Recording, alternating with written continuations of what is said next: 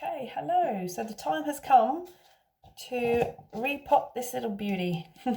Now, do you remember the video I showed you when I was unpackaging and looking at my order from Gardening Express?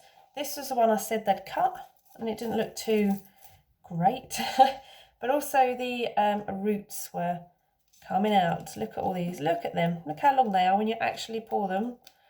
How far they've come through the pot and just been left. So today we're going to repot it, and I'll then give you an update later on about how it's growing and how it's getting on. So just a tip, generally, if you're repotting, always get a pot that's slightly bigger. Can you see the size of this one?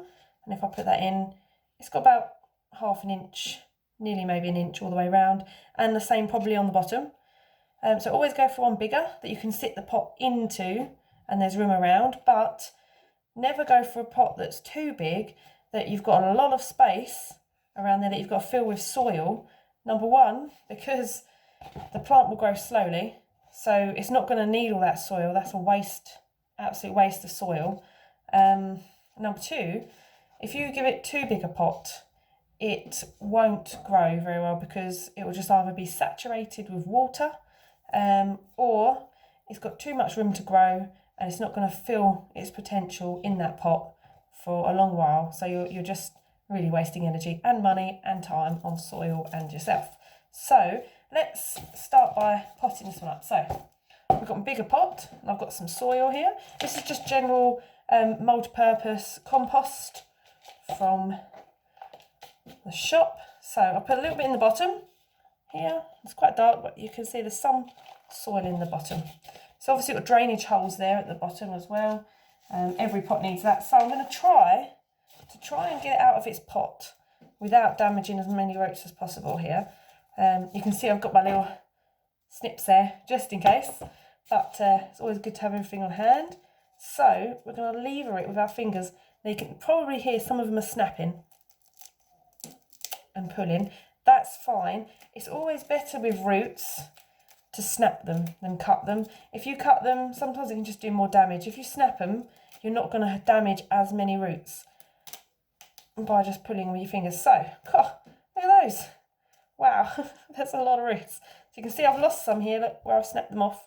But that's fine, there's still plenty left to go. So I'm going to first try jiggling it out of this pot. So we're going to squeeze the sides like this, all the way around, and just wriggle it a little on the top, and it should come out. When you're pulling, never pull from the top, it will snap. Always pull from as close to the soil as possible. If it's stuck and not coming out, you can just tip completely upside down and try and get it out that way. You don't want to put too much pressure on the actual plant itself because it will break. So, it's still quite stuck. It's nearly there. Having to break some more roots from the sounds of it that way. But we're coming out and I didn't have to snap that many roots. So this there is not good.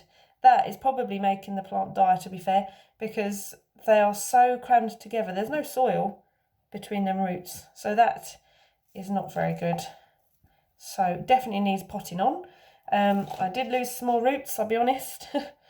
They've attach themselves to the bottom, but again there's plenty there for the plant to work with. So we've got the soil. I'm going to pop the plant in right now. That, and you can see, is too deep.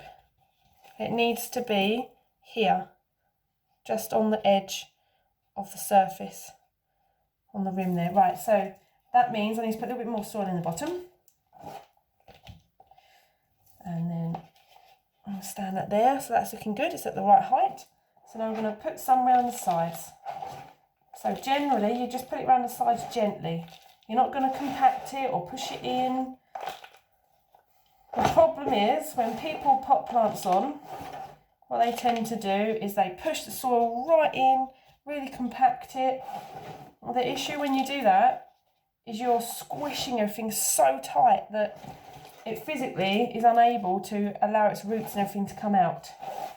So the best thing to do is to just put it lightly around the edges. Make sure everything is covered. Oh, I don't think I've got enough soil here. So, there we go. So, there. Now that's lightly round. Now if I was to push that down, obviously it will go lower. There is a lot of extra room there, but you don't want to do that. What you want to do is make sure the plant is raised in the middle, which you can see it's slightly higher here, and then it dips, the soil dips down the edges. What that will do, let me see if I can pick my phone up and get mucky. Then you can see from this angle. So it's high here and then it dips down. Now what that's going to do is allow the water and the rain to come onto the plant, but it's going to wash out to the sides. So number one, the water is going to compact that down naturally for you without you pushing and squeezing it in. It's going to compact it down naturally. Number two, most of the water is going to be around the edge. So it's going to encourage the roots to grow out into this new soil that you've put it in. But also, once it's all gone down and naturally compacted by the rain, that's when you put a top layer of soil on the top.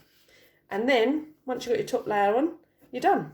So I'm going to leave that probably, let it rain a couple of times on it, let it compact down and get to where it needs to be. And then I'll add a layer of topsoil on probably in a week or two, because it's not going to need this soil at the top anyway, not until the roots have grown out more in time. So yeah, I'm very glad I didn't have to use my snips because I really don't like cutting plants' roots if I can help it, and you lose less roots along the way.